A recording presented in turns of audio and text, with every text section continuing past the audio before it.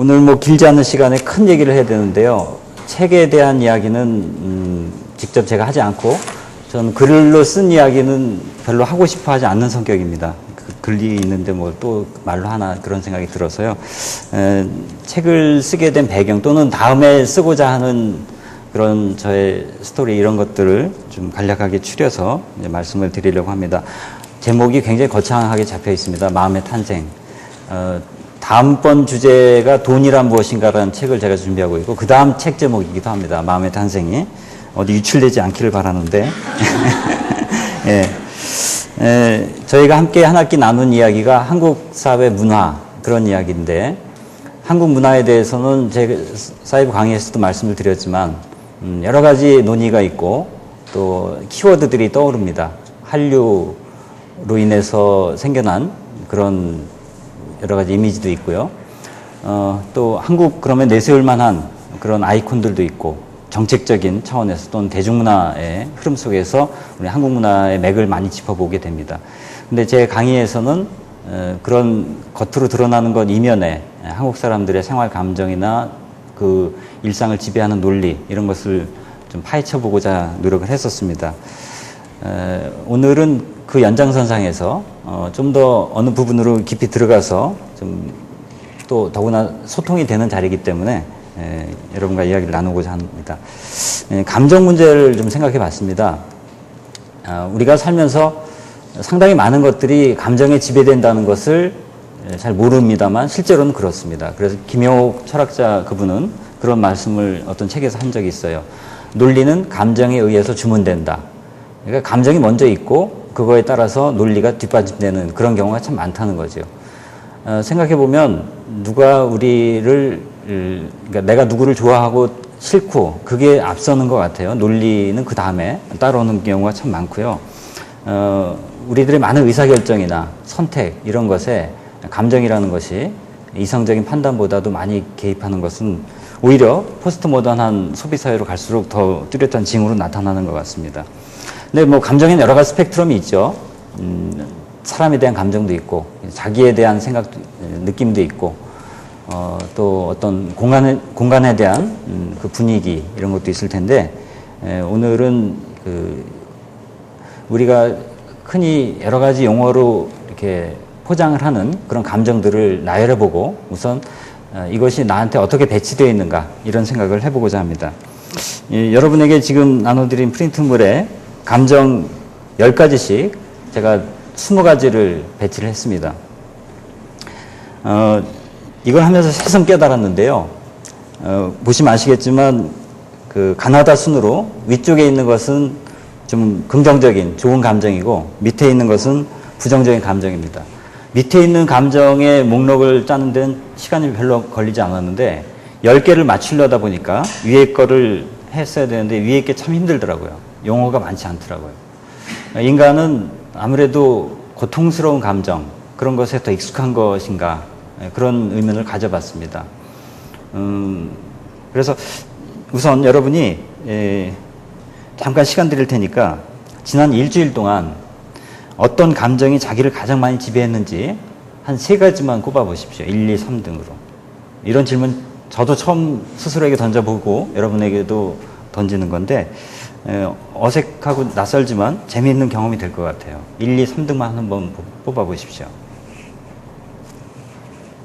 위에 3개, 밑에 3개가 아니라 다 합쳐서 3개입니다. 20개 중에서 3개입니다.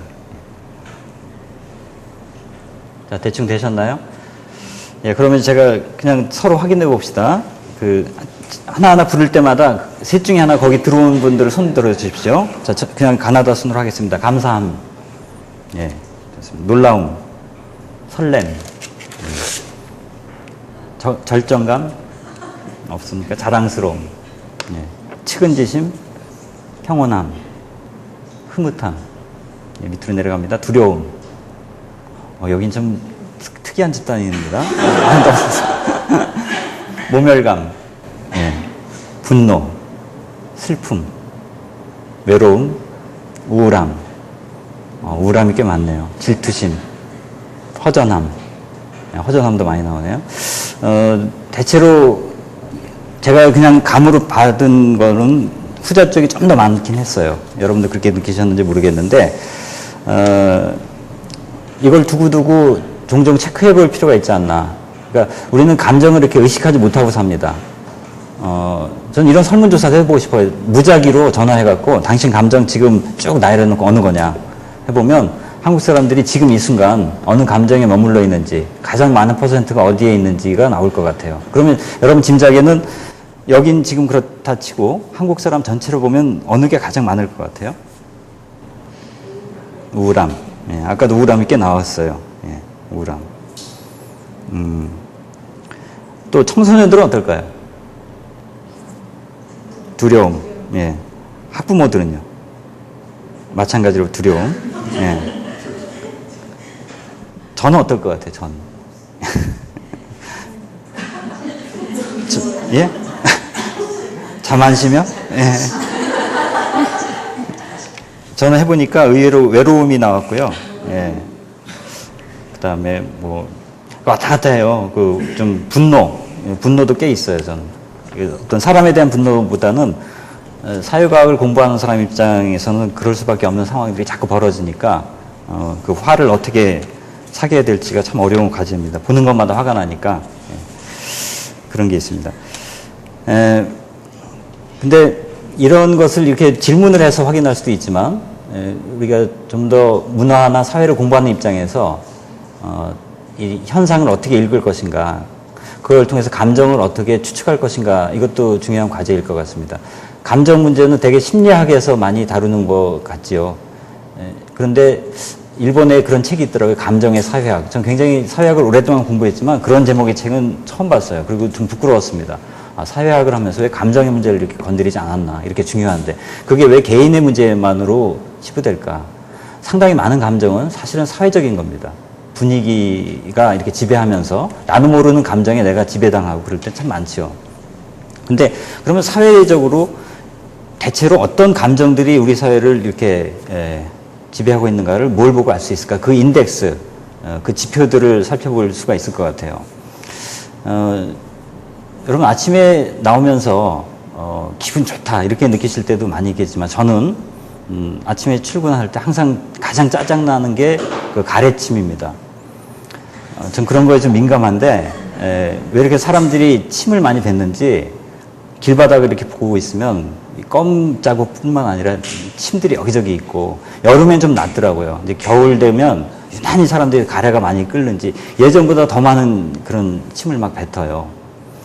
전에는 제가 어느 마을버스 기다리고 서 있는데 그런 장면을 보기도 참 어려웠습니다. 어떤 남자, 한 60대 먹은 남자가 제 앞에 서 있었고 바로 그 앞에 어떤 아가씨가 서 있었어요. 근데 그 아저씨의 입 높이하고 그 아가씨의 귀 높이하고 딱 맞는 거예요. 이제 제가 무슨 말을 하려는지 아시겠죠? 근데 그 아가씨 이렇게 서 있는데 그 아저씨가 갑자기 칵 한 거예요. 근데 그 거리가요, 한 이 정도밖에 따닥따닥 붙은 마을버스 기다린 그러니까 얼마나 놀랬겠어요. 생각해보면 우리가 평생 가족끼리도 그 정도 가까운 거리에서 칵 하지 않습니다. 얼마나 놀랐는지. 근데 그 아저씨는 모른 채로 그 아가씨만 이렇게 막 피하는 그런 모습을 보고, 이게 한국에서만 찍을 수 있는 다큐멘터리 한 장면이겠다 하는 생각이 듭니다. 그런 어떤 신체적 분비물로도 얘기할 수도 있고요. 또 사람들의 표정, 또 언어, 요새 아이들 욕을 참 많이 한다 이렇게 얘기를 하는데 특히 어른들도 욕을 많이 하죠. 어른들은 어느 상황에서 욕을 가장 많이 합니까? 여러분 언제 욕이 나옵니까? 예? 운전하시면서. 예. 그러니까 운전 착격이란 말 하죠. 인격 대신 착격이란 말 하는데 운전대만 잡으면 전 그런 생각 해봐요. 그 경찰들이 메가폰 이렇게 하면 소리가 바깥에 나오잖아요.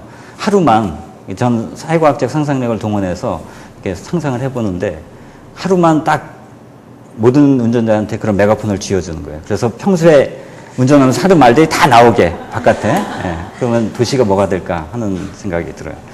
제가 아는 어떤 교육학 교수분이 이런 경험을 했습니다. 자기 딸이 초등학교 2학년 때 학교 데려다주는 그런 일을 종종 했는데 그날도 아이를 옆에 앉히고 학교를 같이 가는데 자기 딴에는 시간을 내서 아이를 위해서 봉사하는 거죠.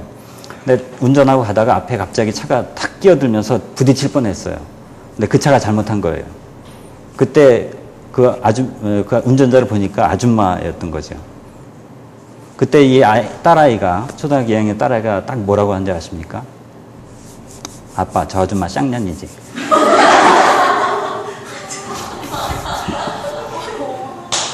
자기는 교육학 교수인데 너무 충격받은 거죠. 원래 딸아이들은 이 공감 능력이 뛰어나잖아요. 딱 눈치가 빠르잖아요. 무슨 말을 할지 기분을 맞추니까. 평소에 아버지가 하던 말을 딱 코드를 알고 있었죠. 그 순간 그렇게 얘기했다고, 자기가 얼마나 평소에 입버릇이 험악했는가를 그날 이렇게 깨달았다는 얘기를 했습니다만, 이런 식으로 사람들이 몸짓이라거나 뭐 걸음걸이 하나하나에 다 감정이라는 것이 배어 있다고 생각해요. 그래서 다른 문화를 연구할 때도 이 사소한 몸짓, 뭐 눈의 시선, 이런 것 하나하나를 연구하지 않습니까? 감정의 미묘한 변화들이 신체에 드러나고, 특히 연애에서 그게 아주 민감하게 포착되죠. 별것 아닌 것, 말투부터 시작해서 그런 것 하나로 괜히 삐지고 밤잠 못 이루고 그런 게 있습니다. 그만큼 감정이라는 것은 겉으로 외화될 수밖에 없다, 그런 건데, 자, 감정들이 그런 행동을 유발합니다. 근데 또 한 가지 질문은, 어떤 생각들이 그런 감정을 유발하나. 아까 여러분이 우울하다, 그런 얘기를 많이 하셨어요. 우울함이라는 게 꽤 많이 나왔는데, 무슨 생각하면서 우울했던가, 또 어떤 상황에서 모멸감을 느꼈는가, 이런 것도 쭉 생각해 볼 수 있을 것 같아요. 여러분, 한국 사람들이 하루 중에 가장 많은 생각을 뭘 할까요? 뭐 이제 신분에 따라 다르겠죠. 청소년들 같은 경우에는 뭐 공부 생각, 아니면 연예인 생각, 아니면 뭐 사춘기 남자애들 같은 경우에는 성적인 상상, 그런 거 많이 하겠죠. 게임, 이런. 어른들은 무슨 생각을 가장 많이 할까요? 돈. 그래서 제가 다음번에 쓸 책이 돈입니다. 진짜로 그런 것 같아요. 그러니까 이런 거죠. 휴대폰을 들고 어떤 사람이 아주 심각한 얘기를 한다. 멀리서 보는데 딱 알 수 있죠. 근데 그게 20대 젊은이다. 20대 젊은 남자애가 휴대폰을 들고 아주 심각한 얘기를 하는 것 같다. 근데 무슨 내용인지는 안 들려요. 근데 어떻게 짐작하죠? 저 사람이 뭐 갖고 저렇게 심각하게 얘기한다고 짐작합니까? 누구랑? 예, 연애 문제일 가능성이 높습니다. 근데 한 30살 더 해서 50대 남자가 뭔가 전화로 심각한 얘기를 한다 그러면 뭘까? 거의 돈 얘기입니다. 저는 그런 호기심을 갖고 일부러 다가가서 이렇게 들어보기도 하면, 이렇게 맞나 안 맞나 확인을 해보면 거의 그렇습니다. 근데 돈과 함께 또한 그 다음번 위치, 2등으로 차지할 만한 게 뭘 것 같아요? 돈 생각 다음으로 많이 할게.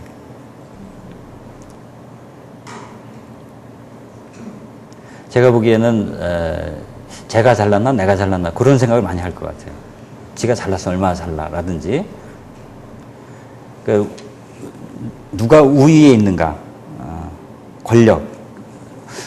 제가 사이버 강의에서도 한 얘기인 것 같은데, 남자들이 흔히 쓰는 말로 끝발, 이런 거 있잖아요. 떵떵거리고 산다. 이런 표현들이 외국어로 번역하기 되게 어려운데, 그런 거에 대한 민감한 그런 감정들이 우리 안에 굉장히 자주 떠오르게 된다는 겁니다. 그래서 지금 말씀드린 것이 이제 우리 사회상을 한번 이렇게 스캔을 떠본 겁니다. 아주 거칠게. 이런 문제식을 가지고 제가 뭔가 시스템이 된다면 진짜 한번 서베이를 해보고 싶어요. 재밌는 연구 결과가 나올 것 같아요. 계절별로, 평일이냐 주말이냐, 또 계층에 따라서 지역별로 사람들이 어떤 감정의 지형도 속에 이렇게 자리하고 있는가를 따져볼 수 있을 것 같은데, 여러분 아까 말씀드린 대로 개인적으로도 이거 한번 가족끼리 해볼 수도 있을 것 같아요. 일주일을 쭉 돌이켜보면서 감정의 어떤 곡선 같은 거를 이걸 통해서 해보고, 그리고 이런 용어들을 머릿속에 넣고 자각하는 거죠. 아, 내가 지금 두려워하고 있구나. 옛날 영화 드라마 중에 그런 거 있었죠. 나 떨고 있니 지금? 막 그런 것처럼. 근데 자각을 못 하거든요. 자기가 누구를 질투하는데 질투한다고 생각 안 하는 경우가 참 많습니다. 근데 자기 감정을 인식하는 것만으로도 굉장한 그런 자유로움에 가까운 것이라고 생각을 합니다. 자, 이렇게 한국 사회 자화상을 대충 잡아봤고요. 그랬을 때 왜 우리는 그런 감정들에 많이 머물고 그런 생각에 많이 사로잡히는가, 그런 질문을 던져봅니다. 최근에 들어와서 우리 사회 중요한 키워드가 존엄사입니다. 제가 블로그에다 그런 글을 썼는데 존엄사만이 문제가 아니라 사실은 존엄로, 존엄하게 늙어가는 거, 존엄하게 성장하는 거, 존엄하게 어른이 되는 거, 뭐 이런 그러니까 삶 자체가 존엄하지 않으면서 죽음만 존엄할 수는 없다는 생각을 하고요. 그런 문제의식에서 제가 생애의 발견을 썼던 거죠. 우리의 라이프 코스가 과연 얼만큼 우리의 마음을 이렇게 격조 있게 가꿔주는가 하는 건데, 다른 한편으로는 존엄사와 함께 저출산이 이건 뭐 당장 최근에 갑자기 떠오른 건 아닙니다만 정말 심각하다 이렇게 나오고 있습니다. 하나는 죽음의 문제고 하나는 탄생의 문제입니다. 생로병사라고 우리가 흔히 얘기하는데 한국만큼 이 생로병사가 이렇게 힘든 뭐 이렇게 얘기하면 제 얘기를 다시 수정할게요. 한국보다 훨씬 더 버거운 나라들 많이 있죠. 물론 예를 들어서 우리는 한국이 참 살기 힘들다고 생각하다가도 인도나 이집트나 이런 데 다녀온 사람, 아니면 더 나가서 아프리카, 아프가니스탄 이런 데서 찍혀온 그런 필름, 제 블로그에다 안내했는데 내일 KBS 스페셜을 보면 그 방글라데시인가 거기에서 해선 그 배를 버리면 그걸 분해하지 않으면 안 되나 봐요. 근데 그 분해가 엄청나게 어려운 모양이에요. 하다가 많이 죽는데요. 왜냐하면 빠른 시일 내에 그걸 맨몸을 갖고 해야 되니까 기계로 안 되고 사람이 들어가서 하다 보면 뭐 터지기도 하고 뭐 철판에 깔리기도 하고, 근데 그거 아니면 못 사는 사람들이 그렇게 많이 있고요.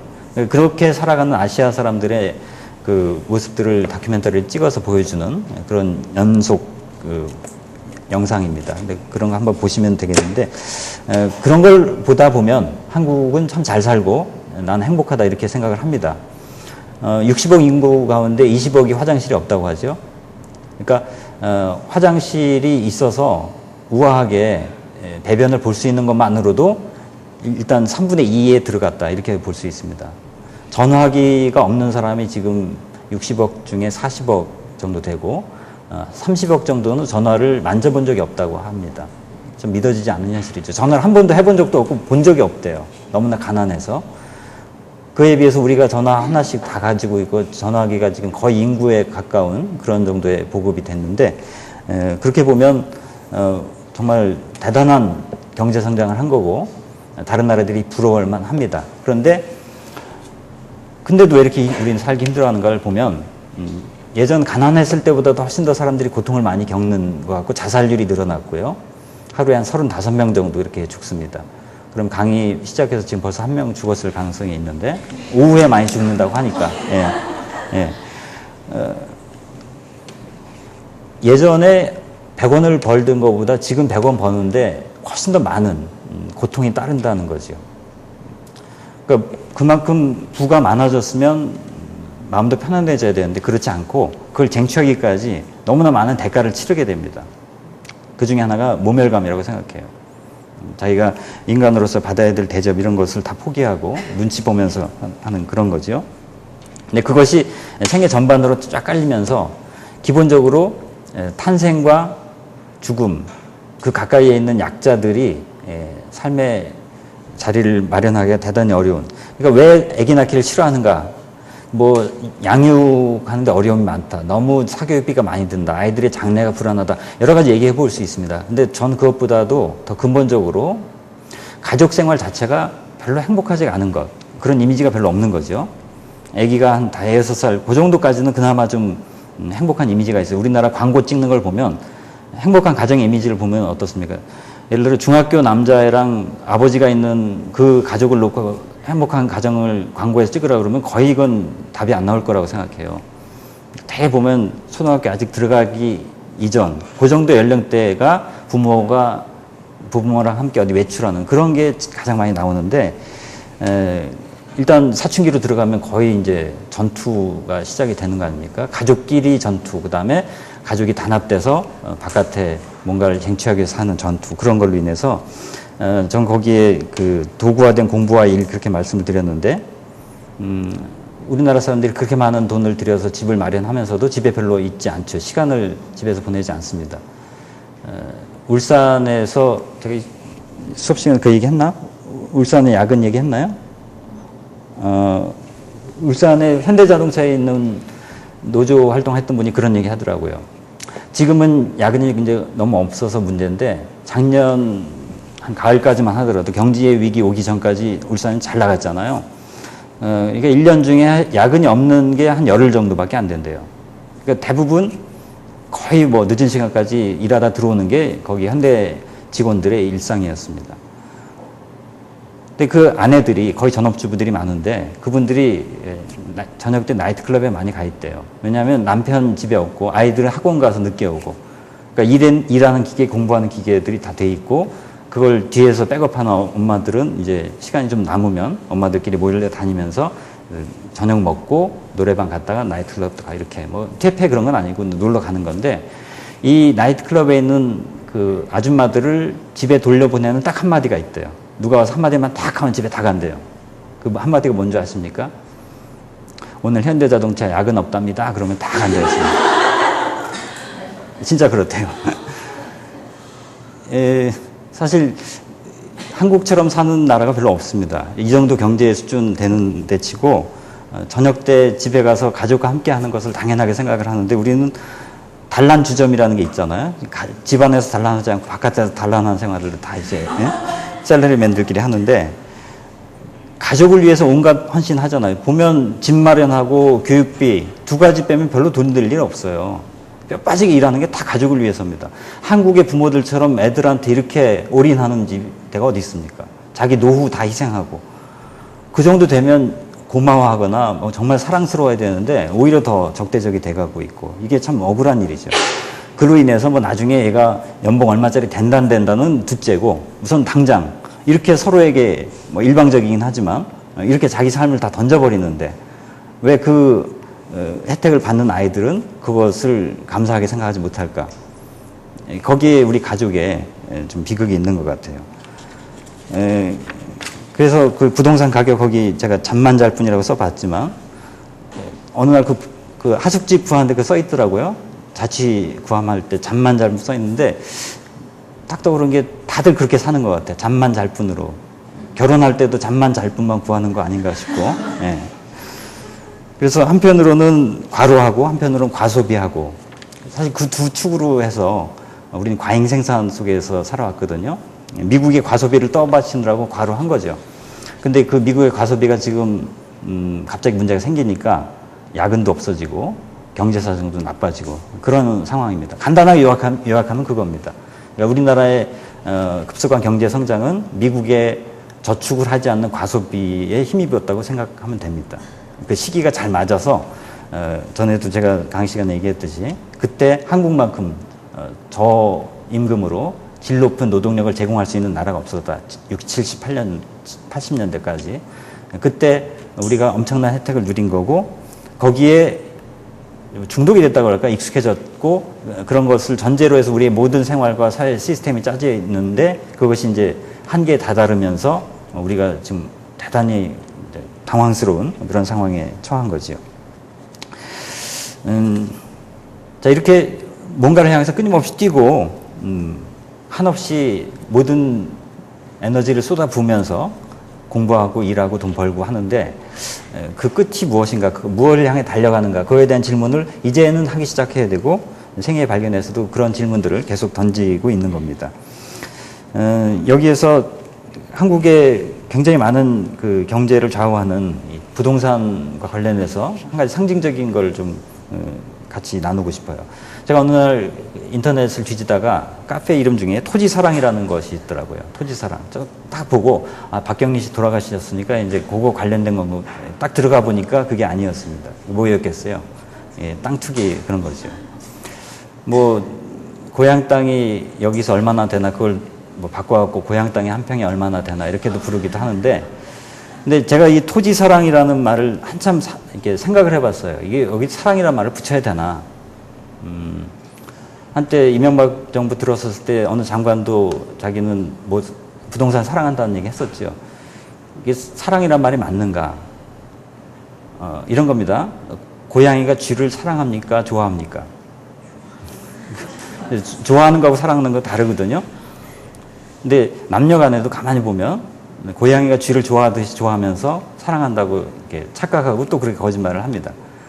그러니까 사랑이라는 것은 좋아하는 거하고 다르죠. 물론 일상적으로는 같이 씁니다. 근데 제가 굳이 개념을 나눈 거죠. 그러니까 고양이가 쥐를 좋아한다 할 때는 자기 탐욕을 채우기 위한 수단화된, 대상화된 그런 거죠. 토지 사랑도 마찬가지다. 진짜로 토지를 사랑한다는 것은 그것을 팔아서 이윤을 남기기 위해서는 그건 사랑이라고 표현하면 안 되는 거죠. 왜냐하면 사랑이라는 것은 그게 어떤 상황이 있든 내가 진짜 그걸 좋아해야 되는 거예요. 진짜 거기에 가치를 부여하고, 그러니까 땅이 값이 오르든 떨어지든 거기 날아오는 새가 좋고 거기 피어나는 꽃, 거기 불어오는 바람, 그런 것이 좋을 때 사랑한다고 얘기할 수 있는 거죠. 진짜 그 땅을 사랑하는 겁니다. 근데 그게 아니고 그 땅값이 떨어지면 나한테는 아무 가치가 없고 오로지 다른 사람들에게 팔릴 때만 의미가 있고, 그래서 다시 정리하자면 다른 사람이 이 땅을 원하는 만큼 내가 원하는 거죠. 그래서 락강 같은 정신분석학자가 그렇게 표현을 합니다. 타인의 욕망이 종속되었다. 내가 이 땅을 좋아하는 게 아니라 다른 사람이 이 땅을 좋아하기 때문에 좋아하는 거예요. 근데 우리가 좋아하는 거 보면 대부분 그렇습니다. 내가 좋아해서 좋아하는 게 아니라 남이 좋아하는 걸 전제로 해서 좋아하는 거죠. 사실 돈이라는 게 그 핵심입니다. 돈의 가치는 어디 있습니까? 다른 사람이 이 돈을 원할 때 가치가 있는 거죠. 이 세상 사람 아무도 이 돈을 원하지 않으면 이 돈은 아무런 가치가 없습니다. 그에 비해서 이 물은 어떻습니까? 이 물은 다른 사람이 원치 않든 원하든 나한테는 의미 있는 겁니다. 필요한 거죠. 그러니까 돈과 이런 물, 그래서 흔히 경제학에서는 뭐 교환 가치다, 사용 가치다 그렇게 얘기를 하는 겁니다만, 근데 돈은 전형적인 그런 교환 가치를 가진, 그걸 매개하는 물건이고, 근데 돈만 그런 게 아니라 땅도 그렇게 됐고 많은 것이 그렇게 돼가는 거죠. 인간 관계도 그렇게 되고 지식, 뭐 학력, 뭐 자기 성취, 많은 것들이 그렇게 수단화되어가는 것 속에서 우리 삶이 배제가 된다. 그래서 제가 생애 발견의 서문의 제목을 우리 인생에 삶이 없다. 영어로 번역하면 이상한 말입니다. 둘 다 라이프인데 한국어에는 인생, 삶, 생애, 뭐 생활, 이게 다 라이프예요. 거기다 삶까지 해서요. 영어는 생명의, 라이프의 생명부터 시작해서 생활까지 다 들어옵니다. 분화되지 않은 개념인데 한국말은 상당히 일본어와 함께 분화가 되어 있고 일본어에 없는 삶까지도 또 있는 그런 말인데, 그때 그 삶이라는 것은 어려운 말 같기도 하면서도 우리가 쉽게 삶이 고달프다 이런 말 하지 않습니까? 근데 그 삶 자체가 내 것이라고 얘기하기 참 어려운 그런 사회를 우리가 살아가고 있고, 그 배경에는 그 삶을 점점 더 수단화하게 만드는 그런 큰 틀에서 보면 토건국가, 이 토건국가에 대해서는 제가 강의 시간에 어느 정도 다뤘습니다만, 뭐 지금 곳곳에 파헤쳐져 있고 서울만 하더라도 끊임없이 공사판이고 하는 게 다른 목적이 없는 거죠. 그걸 통해서 계속 어떤 돈이 돌고 또 뭔가 그런 건축물을 통해서 자기 권력을 과시하기 위한 그런 욕망도 그 안에 깔려 있고 그런 겁니다만, 그래서 부동산이라는 게 굉장히 많은 사람들한테 지대한 관심사고 그것이 경제를 견인하는 그런 원동력이 되는 것처럼 자주 이야기됩니다. 그리고 부동산이 꺼지면 꺼지는 대로 오르면 오르는 대로 항상 이게 한국 사회를 설명하는데 이 부동산을 빼놓고 얘기할 수 없을 정도로 단순히 경제 문제를 넘어서서 모든 사람들의 삶의 목표가 되고 공통의 언어가 되고, 그렇죠?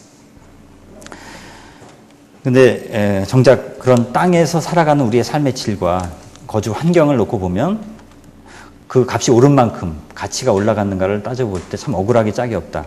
저는 그렇게 생각해요. 제가 어릴 때 여기 살았거든요. 이쪽 회기동에. 그래서 여기 사이버 대학 강의 나올 때마다 나올 때마다 아니고 가끔 거기 가봅니다. 어린 시절 전 시골에서 큰 적이 없기 때문에 초등학교를 이 회기동에서 자라났어요. 쭉 경희대학교 자주 놀러 왔어요. 정말 캠퍼스 좋잖아요. 옛날 살던데 여기서 10분도 안 걸려요. 가보면 다시는 가고 싶지 않은 거예요. 삼육초등학교 제가 나왔거든요. 그 학교도 괜히 갔다. 안 갈 걸. 안 갔으면 어릴 때 그게 그냥 추억으로 남아있을 텐데 그냥 공간이 다 파괴됐어요.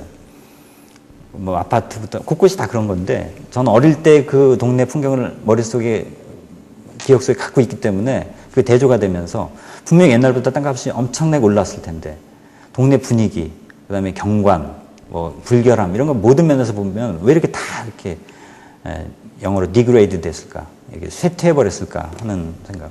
그럼 땅값이 떨어져야 되는데 제가 이 풀리지 않는 문제예요. 아주 상식적으로 땅값이 올랐으면 살기 좋아져야 되는데 왜 이렇게 됐을까 하는 주차나 쓰레기 뭐 그런 거. 그러니까 정책적으로 보면 뭐 이 얘기는 길게 할 수는 없지만 전 다세대나 연립을 이렇게 마구잡이로 허용한 거, 특히 다세대를 이렇게 대량으로 남발한 건 굉장히 큰 실패라고 생각해요. 다세대가 나오면서부터 이 주거지가 아주 빨리 떠나야 되는 곳, 아파트로 가기 위한 임시 거처 이렇게 돼버렸습니다. 그래서 이 어디 하나에 머물지 못하는, 그래서 삶이 이렇게 뿌리 내리지 못하는 이런 삶을 우리가 계속 살아온 것 같아요. 이런 질문 드리면 다 비슷하게 답을 하는데, 여러분 지금 사는 곳에서 죽을 때까지 사시고 싶으면 손 들어보세요. 제가 분위기 이렇게 조성해서 그러지 마시고 그냥 별로 그런 사람 없어요. 저도 그래요. 어느 날 그 질문 던져보니까 내가 그래도 지금 사는 아파트 사기 위해서 꽤 노력했고 좀 무리도 했고 한데 왜 이 집에서 계속 살고 싶지 않을까? 그럼 이 질문을 누구한테 던지면 그렇다고 대답할까요? 타워팰리스 사는 사람한테 질문하면 그럴까요? 아닐 거라고 생각해요.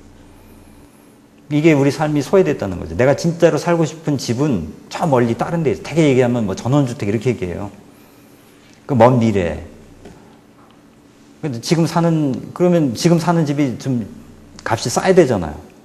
되게 비싸면서 영원히 죽을 때까지 머물지는 못하는. 사실 지금 같은 아파트 구조에서는 죽기가 어려워요. 죽고 나면 이 시체를 내오기가 어렵습니다. 생로병사에서 사가 힘들어요. 엘리베이터가 좁기 때문에요. 보셨어요? 집안에서 돌아가시면 아파트에서 소방대원들이 심장이 곤돌라로 내려요. 참 못할 짓이죠. 여러분 집에서 그냥 편안하게 죽는 게 소원이잖아요. 아무 일 없이 건강하게 살다가. 근데 진짜 그렇게 죽으면요 굉장히 곤란한 일들이 생기더라니까요. 제가 봤어요. 우리 동네에서. 그러니까 죽음 친화적이지 못한 거예요. 우리 거주 환경이. 늙음 친화적이지 못하고 아이들의 양육 친화적이지 못하고 그래요. 그냥 다 잠시 머물다가 잠만 잘 분들만 사는 거예요. 오래 있지 않잖아요. 그죠? 제가 너무 이렇게 비관적으로만 얘기해서 죄송합니다만, 다른 한편으로 미디어의 증식과 관계의 단절, 이것은 수업 시간 거의 마지막 부분에 종종 얘기했던 건데, 뭐 이웃 관계 뭐 이런 건 뭐 새삼 얘기하지 않아도 제가 사진 몇 장과 함께 설명을 드렸던 것이 있습니다. 이웃과 세대는 밀접하게 연관이 되는 건데요.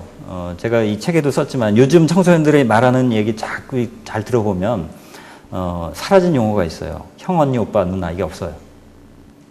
여러분 시내 다니면서 동네에서 그 말이 들려오는 지가 얼마나 되나 거의 없습니다. 오늘 제 이야기 듣고 한번 이렇게 모니터링 해보세요. 저는 교육에 대해서 관심 많아서 청소년들의 이 보캐블러리에 언니, 오빠, 형, 누나가 없어요. 이제 부를 사람이 없는 거예요. 형제 적고요. 친척 거의 안 만나고 거의 또래끼리만 놀아요. 거의. 휴대폰 들어가 보면 쟤도 딸 둘 키우면서 보면 언니 딱 한 명 있어요. 동네 언니. 어릴 때부터. 위에는 없어요. 실제로 동네에 다니면 다 또래끼리 동갑끼리만 다녀요. 그렇기 때문에 욕을 잘하는 거예요. 형 있는데 욕할 수 있어요? 동생 앞에서 그렇게 막 쌍소리 잘 안 됩니다. 그러니까 자기 삶이 자기보다 나이 어린 그 친구한테 이렇게 보여지고, 저도 뭐 60년대 베이비 붐 세대니까 동네에 형도 많았고 또 형 친구도 우리 집에 많이 놀러 왔고 그러니까 중학교 때 대학생 형을 보면서 동경을 했거든요. 대학생 되면 저런 거구나. 알지도 못하면서 대학신문 막 보고 스크랩 해놓고 그랬다고요. 진짜 허영이지만 그게 얼마나 저를 이렇게 인문학적 교양을 만들었겠어요, 그거에. 근데 그런 지적 자극을 못 받는 거죠. 윗세대와의 단절 이런 것이 있다 보니까. 다른 한편으로 이렇게 언어는 또래끼리 이렇게 단절되고, 요새 뭐 애들 쓰는 말들 보면 확확 줄여서 쓰잖아요. 그죠? 초등학교 아이들, 중학교 애들도 그러고. 문상이 뭔지 아세요? 문상. 아시죠? 그건. 너무 기본이죠. 이거 테스트하면 한국어 문화학과인데 그 정도 아셔야 되는데. 문상, 문화상품권. 현백은. 현대백화점. 이 정도는 초급이고요. 좀 난이도가 높은 거 해볼까요? 한 번도 못 맞추고 나와요. 저도 그 얘기 듣고 뒤집어졌는데, 뻑가충이 뭔지 아세요? 뻑가충. 어느 초등학교 아이가, 우리 어느 학생이 그러죠. 자기 조카애가 할머니한테, 할머니 뻑가충하게 돈 주세요. 그러대요. 할머니가 뻑가충이 뭔지 아세요? 버스 카드 충전. 예. 한국어 문화학과에서 가르쳐야 됩니다. 이런 거. 뭐든지 다 이렇게 줄여서 해요. 이게 지들끼리 너무나 편하게 통하니까 할머니한테 통할 거라고 생각해서. 그러니까 아무리 은어라도 이게 할머니한테는 안 통할 거라는 알아야 되잖아요. 이렇게 타자에 대한 상상력이 없는 거예요, 지금. 그래서 함께 살고 있지만 삶을 배우면서 빚어내는 공간, 이 말은 함께 사는 뭐 가족이든 동네 사람이든 의미 있어야 된다. 저 삶이. 저분이 이렇게 살아왔고, 저 관계가 이렇고, 뭐. 그럼 인간은 오랫동안 그렇게 살아왔던 거거든요. 다른 사람을 통해서 자기를 비춰보고 그 삶의 여정을 통해서 자기 미래를 이렇게 상상해보고 그런 거죠. 여러분의 과거가 누군가의 미래가 될 수 있고 그때 우리는 자존감을 느낍니다. 그러니까 저 친구가 나의 삶에 관심이 있을 때 내 삶이 같이 이루어지는 거 아니겠어요? 삶의 가치는 그거라고 생각해요. 내 경험이 어떤 컨텐츠가 되고 메시지가 될 때, 누구한테 어떤 삶의 자양분이 될 때, 특히 이게 세대 간에 자연스럽게 이루어지는 거 아닙니까? 그게 안 되니까 요새 멘토링하고 멘티 나오고 그러는 거죠. 옛날엔 다 멘토한 거죠. 그 다음 세 번째, 시간이 많이 몰려서 제가 일주일이 저한테 더 주어지는 바람에 양이 좀 많아졌습니다. 세 번째, 우리가 어느 방향으로 가는가, 이런 건. 김은창 선생님이 쓰신 글 중에 이분이 우리나라 뭐 최고 인문학자신데 한 가지 단점은 글이 너무 어려워요. 저는 대학교 들어오자마자 이분 글을 정말 많이 읽고 꼼꼼히 정말 영향을 많이 받았는데 그분이 쓰신 글 중에 그나마 가장 쉬운 글이 큰 세계 속에서 작은 삶이라는 칼럼 제 블로그에도 올려놨는데 경향신문에 작년에 나왔던 겁니다만 이분의 그 생각 중에 아주 핵심적인 것이 딱 압축되어 있습니다. 잘 읽어볼게요. 사람은 자신의 삶이 큰 것에 의해 정당화되고 의미 있는 것이 되기를 원한다. 이건 뭐냐면 우리 보면 아이를 키워도 음대를 보내도 전부 다 장영주 돼야 된다고 생각하거든요. 우리 애가 우리 동네에서 뭐 피아노 학원 잘하면 되지 이런 생각 안 하는 거예요. 이 아이가 피아노 배우고 뭐 악기 다루고 하는 것은 그러니까 피겨 하면 다 김연아처럼 돼야 되고 이렇게 굉장히 야망이 많고 그게 거꾸로 탐욕이자 또 두려움이기도 한 그런 것이죠. 자, 그러나 큰 것으로의 탈출이 절실해지는 것은 자신의 작은 삶이 괴로운 것이 되고 그것을 지배하는 큰 것들이 자신의 구체적인 삶에 자연스럽게 이어져 있지 않을 때다. 약간 말이 어려운 것 같지만 이때 탈출과 도약을 약속하는 것이 광신이고 이데올로기고 돈이고 판타지이다. 이 칼럼 앞부분에 아프가니스탄의 어떤 청년이 폭탄 테러한 얘기를 싣고 있어요. 왜 그 청년이 아무것도 모르는 무엇이 보장된 것도 없는데 그렇게 몸을 던졌을까? 아마도 그 친구를 이렇게 둘러싼 삶이라는 것이 작은 세계라는 것이 그 실존을 떠받치기에는 너무나 허약한 것이고 그 허무함을 탈출하기 위해서 어떤 큰 종교, 광신, 글로 빠져든 것이다. 마찬가지로 펀드 하면서 뭐 수십억을 꿈꾸는 사람이거나 아니면 뭐 아주 허황된 상상의 세계에 사로잡힌 사람이 다 이게 마찬가지다 하는 얘기입니다. 자, 세계에 열리지 않고는 살 수 없는 것이 사람이다. 그렇죠? 이게 뭐 자폐증 걸린 사람이다. 골방에 희귀꼬머리가 아니라면. 자, 그러나 구체적으로 인지할 만한 세계 속에서 진정으로 느낄 수 있는 작은 삶에 충실하는 것. 이것이 좋은 삶일 것이다.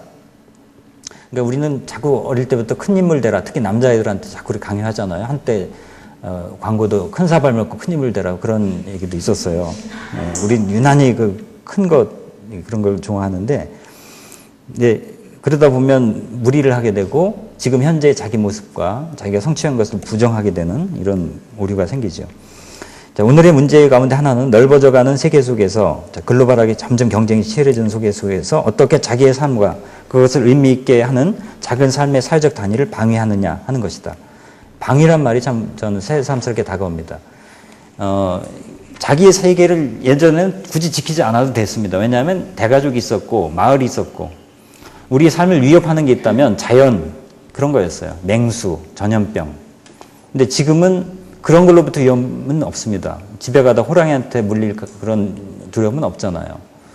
다만 온난화나 신종 바이러스나 그런 건 좀 글로벌하게 있고요.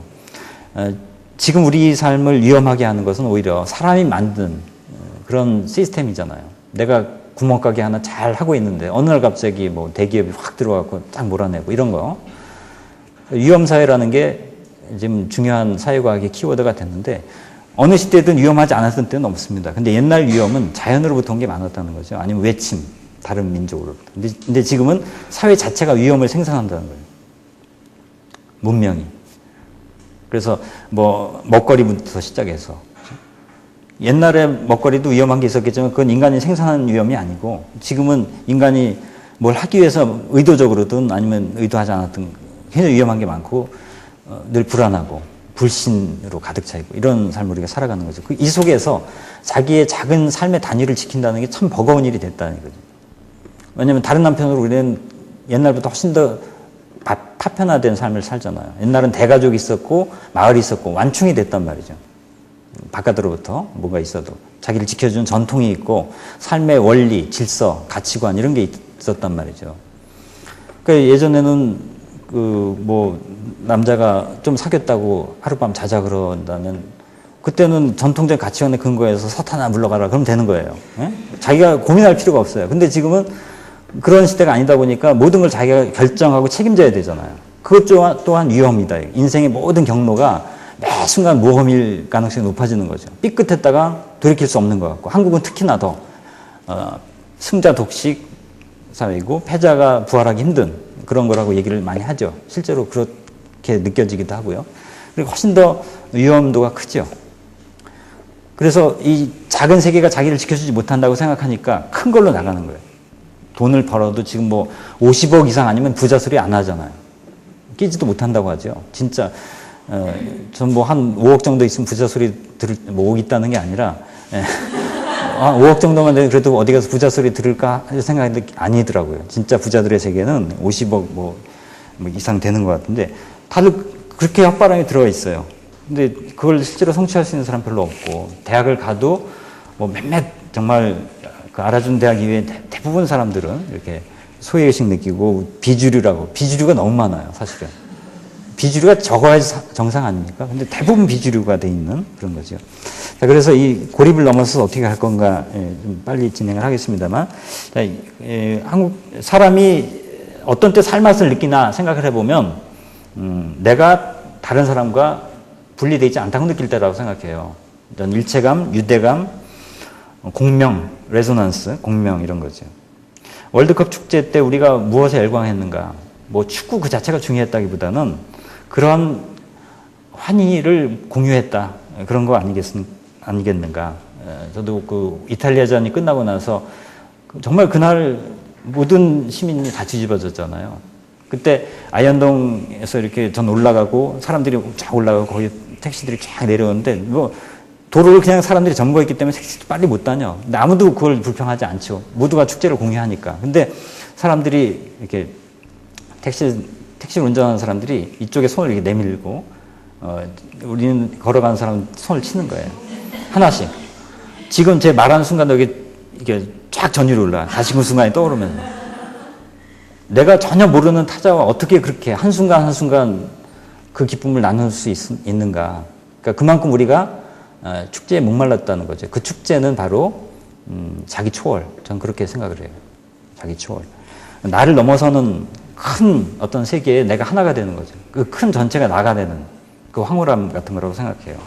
그 비슷한 게 촛불 집회고 반대로 또 노무현 대통령의 장례식은 뭐냐. 전 그때 공명이라는 키워드를 생각을 했는데 살다 보면 슬픔이라는 감정이 종종 우리를 사로잡지만 점점 더 슬픔은 이렇게 공유되지 못하는 세계를 살아가는 것 같아요. 예전에는 장례식 하면 동네에서 다 치렀죠. 한 사람의 죽음이 많은 사람들에게 애도의 대상이 됐습니다. 근데 언제부턴가 장례식은 거의 우리의 일상에 사라졌습니다. 장례식 가본 적 언제 됩니까? 문상은 가시죠? 장례식 거의 안 갑니다. 가족, 아주 가까운 친척 아니면 저도 장례식 우리 할머니 20년 전에 돌아가실 때 이후에는 가본 적이 없어요. 그러니까 우리가 어떤 한 사람의 죽음을 함께 리추얼 갖고 문상은 리추얼이 아닙니다. 죽음의 리추얼이 없어요. 눈물의 축제가 없습니다.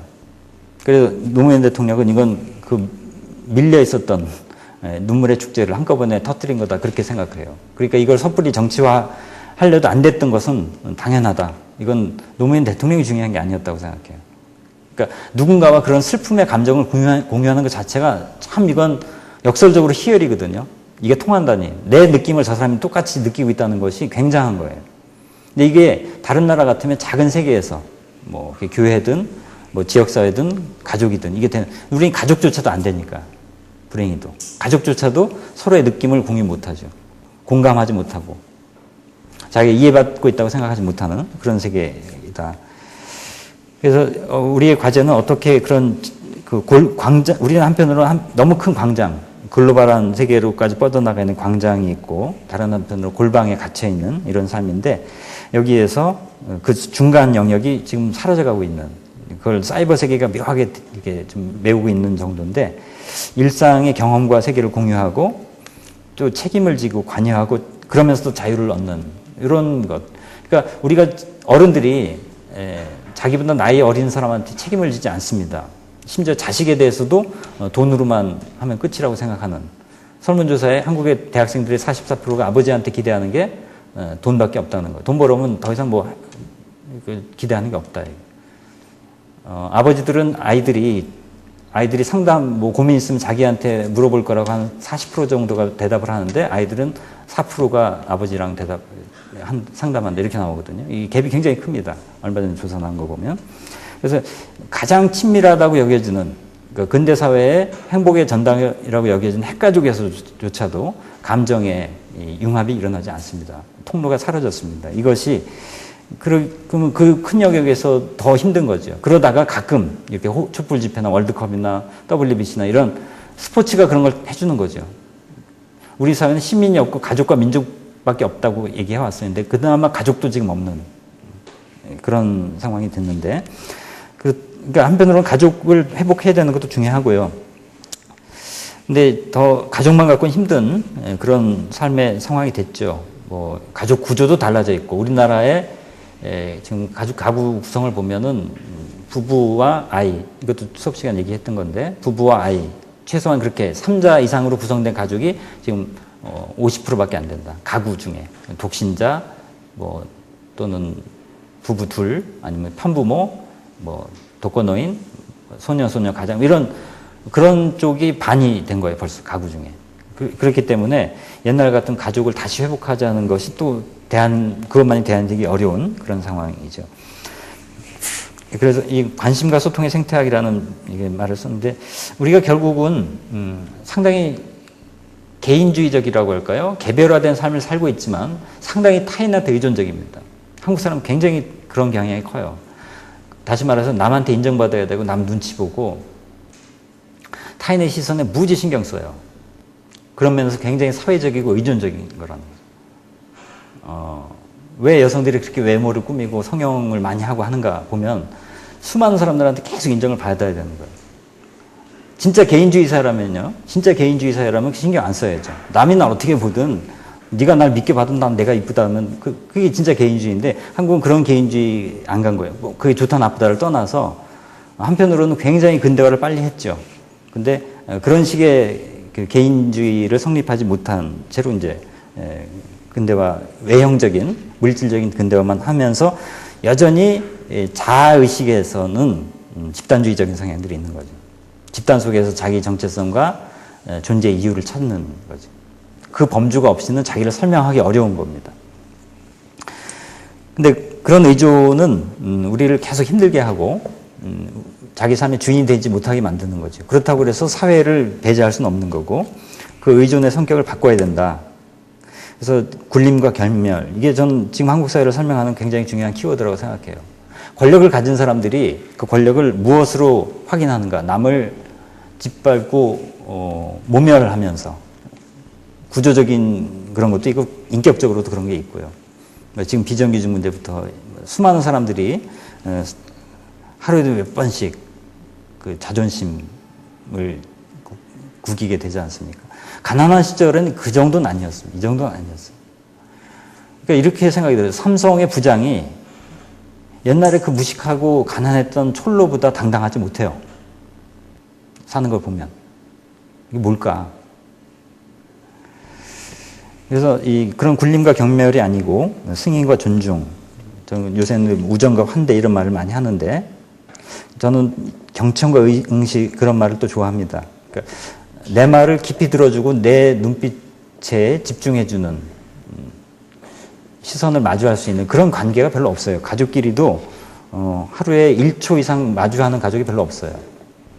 제가 우리 동네 중학교 아이들이 이렇게 부모들이 아침에 애를 내려다주고 학교 출근하고 그런 걸 유심히 보거든요. 위장 전입한 애들이 많아갖고 차로 다 데려다줘요, 엄마들이. 근데 매일 보면 애가 내리면서 몇 명이나 그 엄마나 아빠랑 이렇게 인사를 나누나 보면 10명 중에 1명 될까 말 거예요. 무슨 택시기사한테도 그렇게 안 할 것 같아요. 눈동자는커녕 아예 뭐 서로 진짜 남남처럼 이렇게 여겨져요. 가끔 지하철 타면서도 이렇게 보면 내릴 때 보면 그 가족인지 알겠어요. 가족인지 전혀 몰랐던 거예요. 그 있는 모습이 전혀 남남처럼 이렇게 다 각자 뭐 하고 있고 막 그래. 심지어 닮지도 않았고 막 그래. 그래서 이 경청과 응시라는 것은 굉장히 우리가 아쉬워하는 거죠. 내 말에 귀를 기울여주고 나를 바라봐주는. 인간은 단순하다고 생각해요. 우리가 바라는 게 그렇게 복잡하고 그렇게 거창하고 그런 게 아니고 한마디로 누가 날 괜찮다고 인정하고 알아주길 바라는데 그게 없는 거죠. 그 사람이. 나한테 갈채를 보내줄 관객도 없고. 우리의 삶을 가치롭게 하는 것이 뭘까? 삶의 궁극적 목적은 삶을 가치롭게 하는 거라고 생각해요. 근데 우리는 삶을 가치롭게 하는 방법을 모릅니다. 부모들이 아이의 삶을 가치롭게 하는 방법을 모릅니다. 그 하는 방법은 돈과 닭다리라고 생각하고요. 그러죠? 그래서 지금 인류대학 보내는 조건이 4가지 있는 거 아세요? 본인의 수험생 본인의 체력, 엄마의 정보력, 할아버지의 재력, 아빠의 무관심. 네, 그러니까 이게 다 조건이죠. 아이의 삶을 가치롭게 하는 그것, 말 한마디든 뭐든 어떤 경험이든. 근데 왜 가치롭게 못 만드는가? 어른 자신이 자기 삶을 가치롭게 만드는 방법을 다 잃어버렸다. 저는 그렇게 생각합니다. 옛날에는 그 전통이라는 것 속에서 자연스럽게 됐고 이웃관계나 뭘로 이렇게 종교라는 것이 그 공동체를 묶어줬고 여러 가지 끊임없이 하다못해 우리가 어릴 때만 하더라도 여기 계신 분들 지금에 비해서는 사람이 사람을 아무런 돈의 매개 없이 제도적 힘을 동원하지 않고서도 가치롭게 해줬다. 학력을 높이 꼭 가지 않아도. 근데 그걸 우리가 지금 다시 회복해야 되는 단계에 왔다고 생각을 합니다. 그래서 뭐 웰빙 하는데 소셜 웰빙 같은 것 이런 좀 생각도 해보고 세대를 넘어서서 학습 공동체 이런 것을 앞으로 많이 좀 만들어갈 필요가 있다고 생각합니다. 제 블로그에 자꾸 해서 그러는데 블로그에다가 올린 글 중에 제가 저희 할아버지 팔순잔치에 대한 그 얘기를 했습니다. 그 스토리텔링 이것도 글로 썼으니까 나중에 찾아서 보십시오. 블로그 개설하니까요. 하루에 몇 사람 들어왔는데 되게 민감해지더라고요. 네, 좀 여러분들 자주 들어오셔서 저 상처받지 않게 해주십시오. 네. 그다음에 그 스스로 빚어가는 마음, 자족의 세계, 김은창 선생님 말씀하신 거 그것도 다 마찬가지라고 생각하는데 이게 잘 안 되죠. 남이 날 어떻게 봐주든 내가 스스로 만들어가는 그 세계. 제가 어느 옛날 집에 가보니까 두문심산 그런 자그마한 물기가 있어서 딱 눈에 들어왔습니다. 문을 걸어 잠그면, 두문불출할 때 그 뜻이죠. 문을 걸어 잠그면 거기에 깊은 산이 있네 하는 그 뜻입니다. 이거 어떻게 잘못 들으면 이게 자폐나 희귀고머리가 될 겁니다.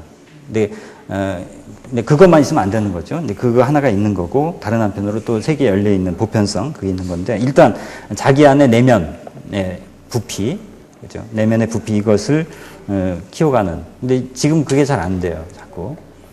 저도 블로그 하다 보니까 자꾸 이게 일기를 안 쓰게 돼요. 남한테 보여지는 글만 쓰다 보니까 이게 자꾸 진짜 난가 이런 생각을 하게 되는 거죠. 그래서 평범함 속에서 비범함, 뭐 plain living, high thinking 이거는 워즈워드 신가에 나온 말인데 이게 생활은 수수한데 생각이 이렇게 굉장히 고상한 그런 얘기죠. 이게 문화의 한 가지 비전이 될 텐데 반대로 사는 경우가 많잖아요. high living, plain thinking. 그러니까 생각은 그저 그렇게 하면서 그냥 겉모습만, 옷만 화려하게 입는, 자동차만, 이런 거. 이 정서적 내수라는 표현을 썼는데, 내수라는 게 요새 수출 위주로 가다 보니까 내수로 다시 전환해야 된다 하는 얘기 하지 않았습니까? 내수가 한마디로 뭡니까? 우리가 필요한 거, 우리가 원하는 거 우리가 조달해야 된다 그거죠. 울산이 왜 지금 힘들어졌습니까? 울산이 필요한 걸 울산이 조달한 게 아니라 미국이 필요한 걸 울산이 조달한 거거든요. 미국이 더 이상 걸 수요를 못 해주니까 울산이 갑자기 황당해진 거고, 울산 사람들이 필요한 것을, 뭐 이걸 울산이라고 좁혀서 생각할 게 아니라 한국 전체를 놓고 봐도 그렇죠. 우리가 굉장히 수출 지향적으로 갔잖아요. 수출 주도. 정작 우리가 꼭 필요한 것들을 우리 안에 생산한 비율은 떨어지고, 농산물 같은 경우. 근데 이게 아일랜드나 두바이나 이런 데는 더 그렇게 된 거 아니에요. 우리보다 훨씬 크게 망가진 거죠. 그래서 지금 우리가 그나마 다행이라고 한 게 금융 허브 안 된 게 다행이라고 하잖아요. 그 됐으면 그 꼴 났을 테니까. 그러니까 외부 의존적인 경제는 그만큼 잘 될 땐 좋은데 한번 어그러지면 그 타격이 너무 크니까 어느 정도는 스스로 조달할 수 있는 건 하자. 마찬가지로 경제가 그러하듯이 정서적으로도 우리 스스로 조달할 수 있는 것. 남한테 의존하지 않고 내가 내 삶을 즐겁게 하는 기쁨의 원천, 이것을 내 안에서 창조를 하는 그런 기반, 그런 문화, 그런 속에서 자아의 품위와 격조라는 것도 만들어지지 않을까 하는 겁니다. 결국 문화라는 것은 그런 것을 잘 지원해 주는 것. 개개인이 특별히 엄청난 노력을 하지 않아도 자기 삶이 굉장히 평범하면서도 가치 있다고 이렇게 프라이드를 느낄 수 있는, 서울처럼 이렇게 많은 사람들이 서울을 향해서 오고 서울 땅값이 계속 오르는데 서울 사람들처럼 이렇게 서울에 대한 프라이드가 없는 도시도 별로 없어요. 외국인 왔을 때 서울 좀 안내해라 그러면 안내할 게 없어요. 보여줄 게 별로 없고. 그러니까 실제로 그럴 뿐 아니라 본인도 그렇게 느끼고. 그러니까 돈이 있으면 자꾸 외국 가려고만 하고 그러죠. 자, 이제 감정 문제가 나와서 마지막 인디안 할아버지가 손자에게 자신의 마음에 대해서 말했습니다. 얘야 마치 내 가슴 속에 두 마리 늑대가 싸우고 있는 것 같구나. 한 마리는 복수심으로 가득 차 있고 화가 나 있고 폭력적인 놈이 있고, 다른 한 마리는 사랑과 동정의 마음을 갖고 있단다. 손자가 물었다. 어떤 늑대가 할아버지 가슴 속에서 이기게 될까요? 할아버지가 대답했다. 자, 빈칸을 채우십시오. 어떤 놈이죠? 예. 어떤 놈이요? 받아 적으십시오. 내가 먹이를 주는 놈이지.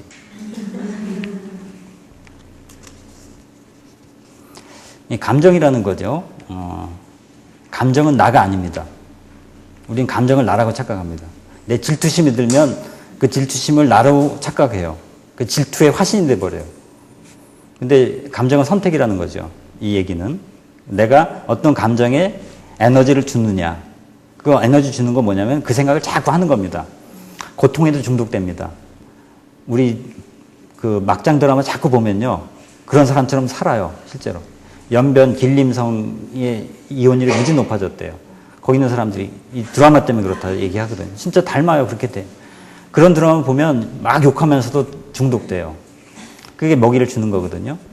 그래서 어떤 감정이 많이 머무는가 하는 질문을 아까 드렸던 것도, 우리가 그 감정이 머무는 것은 무의식적인 것 같으면서 사실 선택하는 겁니다. 그 순간순간. 그리고 그 감정에 먹이를 계속 주고 있는 겁니다.